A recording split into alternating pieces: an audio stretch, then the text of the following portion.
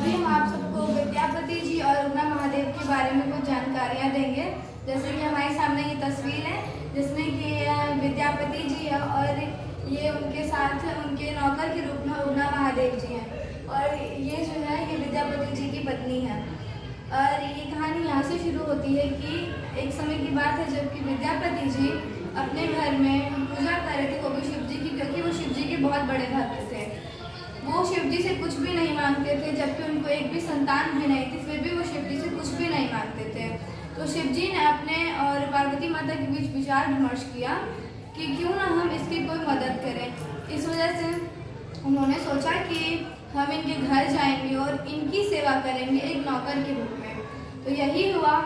एक दिन शिव जी उगना का रूप लेकर उनके दरवाजे पर आए, तो उस समय विद्यापति जी शिव जी की आराधना में मग्न थे।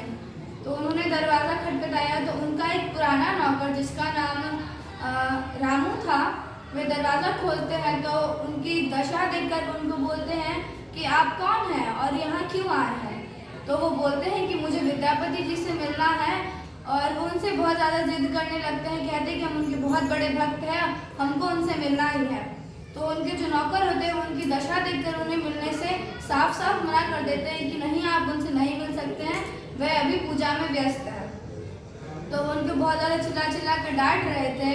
तो अंदर से विद्यापति जी बाहर आते हैं अपनी पूजा छोड़ कर की, फिर अपने नौकर से कहते हैं कि तुम इतना क्यों चिल्ला रहे हो, क्या बात है। फिर उनकी नज़र उगना महादेव पर पड़ती है तो उनसे पूछते हैं कि ये कौन है।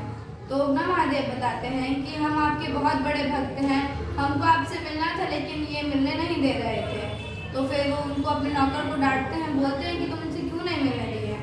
फिर उगना महादेव बोलते हैं कि हमको एक नौकरी चाहिए, हम बहुत गरीब हैं, हमको आप कोई पैसा मत दीजिएगा, आप बस हमको एक पेट खाना दे दीजिएगा, हम उसी में खुश रहेंगे। तो उनके नौकर भड़क जाते, बोलते क्यों, जब हम यहाँ पे हैं तो और किसी नौकर की ज़रूरत यहाँ पे नहीं है। तो फिर विद्यापति जी बोलते हैं हाँ, हमको तो कोई नौकर नहीं चाहिए, तुम चले जाओ, तुम कुछ और नौकरी देख लो। तो फिर वो कहते नहीं, हमको आपके यहाँ ही नौकरी करना है, आपको मुझे नौकरी देना पड़ेगा। तो फिर वो उनके भाव को देखकर कहते हैं कि ठीक है, तुम नौकरी पे रहोगे। वो उनकी हर काम में सहायता करते थे, इतने अच्छे से उनकी लगन देख के उन्होंने एक दिन रामू जो होता है वो उनको बहुत बुरी तरीके से डांट देता है, तो वो रामू को काम से निकाल देते हैं। फिर इसी तरह एक दिन वो विद्यापति जी मंदिर जा रहे थे, तो वो भी बोले थे कि उगना बोला कि हम भी मंदिर जाएंगे, हमको भी जाना है मंदिर।